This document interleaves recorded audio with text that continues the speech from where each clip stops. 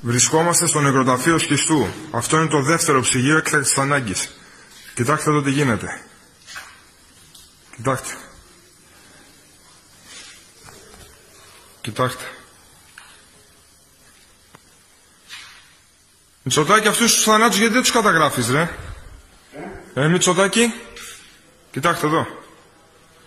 Εδώ. Εδώ. Αυτό είναι το δεύτερο ψυγείο έκτακτης ανάγκης. Και όλα αυτά, μάγκες, δεν είναι COVID, μην βλέπετε το ζελοφάν. Είναι πτώματα που είναι σε προχωρημένη σύψη. Λόγος δέστης. Πάμε στο δεύτερο. Στο πρώτο βασικά.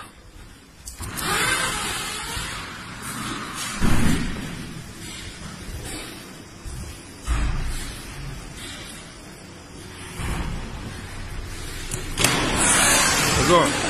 Το πρώτο ψυγείο. Κοιτάξτε, παιδιά. Εδώ. Δείτε εδώ τι γίνεται. Δείτε εδώ τι γίνεται. Εν μέσω πανδημίας που μας λέγανε για νεκρούς από κορονοϊό, αυτό το πράγμα δεν υπήρχε. Εδώ δείτε. Εδώ δείτε. Μη μετρήσω, αν ξεκινήσω να μετρήσω δεν θα σταματήσουμε σήμερα. Εδώ δείτε.